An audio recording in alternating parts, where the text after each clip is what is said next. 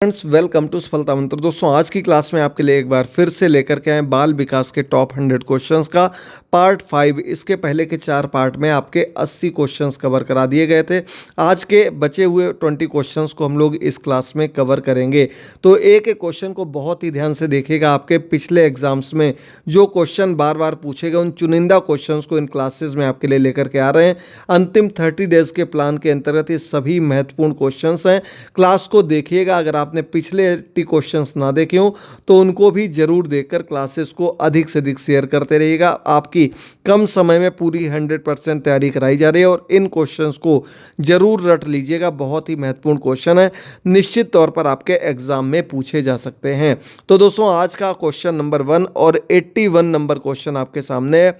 दूसरे व्यक्ति के वाय व्यवहार की नकल क्या कहलाती है? अनुकरण कहलाती है। अनुकरण क्या होता है आपको इसके पहले भी बता चुके हैं। अनुकरण जो होता है क्या होता है? किसी वाह्य व्यवहार की, किसी दूसरे व्यक्ति का जो वाह्य व्यवहार है उसकी नकल करना क्या कहलाता है? अनुकरण कहलाता है।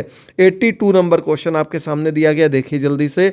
दिया गया प्रशिक्षण स्थानांतरण क्या होता है? इसमें एक संदर्भ में सीखे गए ज्ञान, कौशल व व्यवहार को दूसरे संदर्भ में प्रभावी ढंग से लागू करना क्या कहलाता? प्रशिक्षण स्थानांतरण। यानी कि आपने कोई चीज़ सीखी, एक जगह आपने सीखी और उस सीखी हुई चीज़ का प्रयोग आप किसी दूसरी जगह पर कर रहे हैं।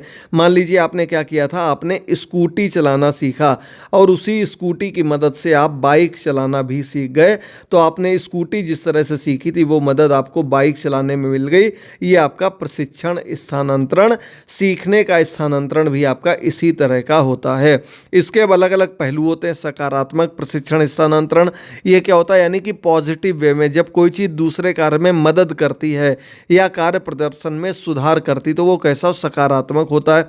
नकारात्मक यानी कि जब कोई नए सीखने में आपका पुराना सीखा हुआ ज्ञान बाधा बन जाए, यानी कि प्रॉब्लम क्रिएट करे और आप उस नई चीज को ना सीख पा रहे हो, तो वो आपका निगेटिव स्थानांतरण कहलाता है, नकारात्मक कहलाता है। इसके बाद आपका शून्य स्थानांतरण क्या होता है? कि जब कोई प्रभाव ही नहीं पड़ रहा है, न्यूट्रल है, यानी कि नए सीखे और पुराने सीखे का कोई प्रभाव नहीं पड़ रहा है, तो वो आपका न्यूट्रल कहलाता है। इसी तरह से क्षैतिज, ऊर्ध्व या लंबवत, द्विपार्श्विक और पार्श्विक, ये अलग अलग प्रकार होते हैं। इनके बारे में आगे हम लोग चर्चा करेंगे। 83 नंबर क्वेश्चन है, हॉल का सिद्धांत व्याख्या करता। हॉल ने जो सिद्धांत दिया था वो किशोरों के मनोविज्ञान से संबंधित था। यानी कि एडल्ट्स के, जो आपके किशोरावस्था के अंतर्गत बालक हैं, उनके मनोविज्ञान की व्याख्या किसने की थी?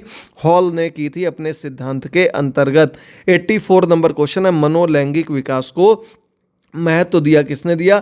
सिगमंड फ्राइड ने। बहुत ही इंपॉर्टेंट क्वेश्चन है। अगर क्वेश्चन पूछा जाता आपसे, मनोलैंगिक विकास का सिद्धांत किसने दिया था? ये यूपी टेट में आपका 2-3 बार क्वेश्चन आपके जूनियर के पेपर में पूछा गया है।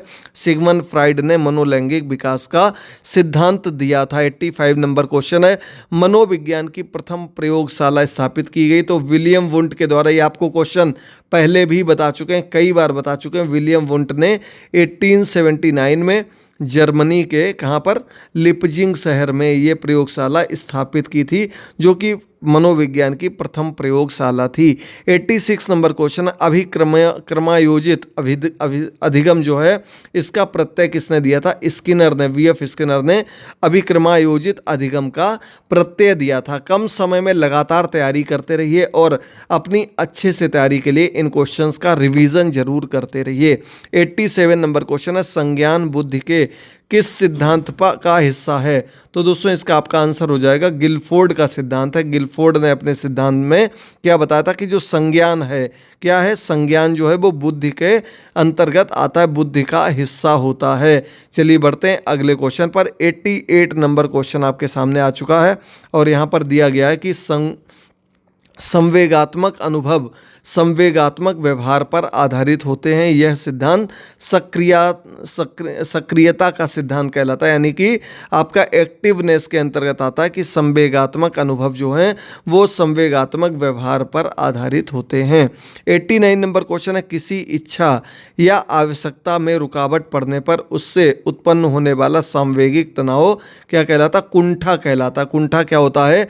यानी कि आपके मन में कोई इच्छा जागृत हुई या आपकी किसी चीज़ को लेकर लेकर कोई आवश्यकता थी, लेकिन जब वो आपकी इच्छा पूरी नहीं हो पाती है और उसमें रुकावट पड़ने लगे, तो रुकावट पड़ने से जो आपके अंदर एक संवेग उत्पन्न होगा, यानी कि जो आपका तनाव उत्पन्न होगा, वो क्या कहलाता, कुंठा कहते हैं उसको, कि आपके कोई इच्छा पूर्ति नहीं हो सकी। 90 नंबर क्वेश्चन है, कोहलवर्ग का सिद्धांत क्या था? कोहलवर्ग ने नैतिक विकास का सिद्धांत दिया था। कौन सा सिद्धांत दिया था? नैतिक विकास का सिद्धांत दिया था। अगला, सीखने की अवधि। जब सीखने की प्रक्रिया में कोई उन्नति नहीं होती है तो वो क्या कहलाता? सीखने का पठार।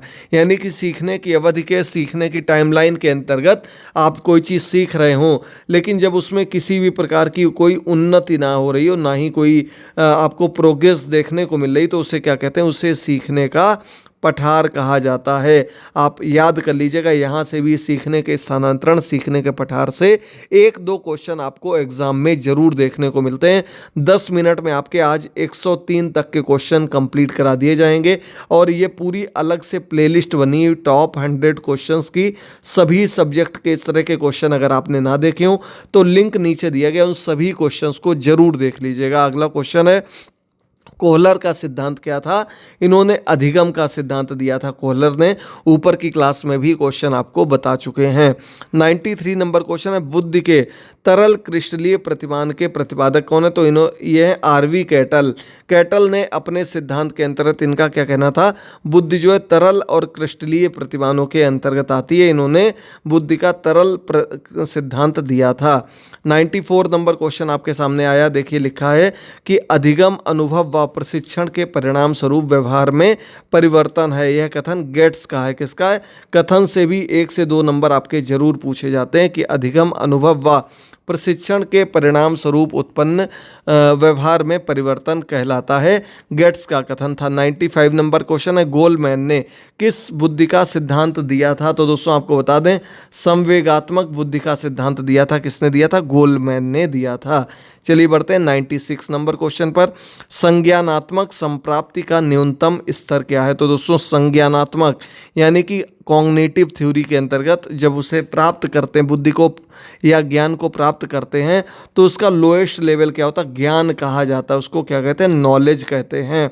97 नंबर क्वेश्चन, एक बालक जो साइकिल चलाना जानता है और बाइक चलाना सीख रहा है, उदाहरण होगा किसका? उदाहरण ऊर्ध्व अधिगम अंतरण का उदाहरण होता है। यानी कि निम्न स्तर का ज्ञान होने के बावजूद उस उच्च स्तर का ज्ञान होना, यह आपका सीखने के अंतर्गत पॉजिटिव स्थानांतरण, सकारात्मक स्थानांतरण में भी आएगा, क्योंकि उसने एक चीज़ सीख ली है और उसका प्रयोग करते या उसको दिमाग में रखते हुए वो दूसरी चीज़ भी सीख रहा है, जो कि उसे सीखने में मदद कर रही है, हेल्प कर रही है, तो वो आपका पॉजिटिव के अंतर्गत आ जाता है।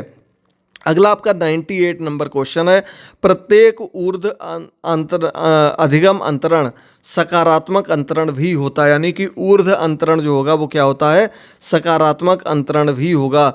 उल्टा सही नहीं है, यानी कि इसका उल्टा जो है वो सही नहीं है, ये इससे रिलेटेड है।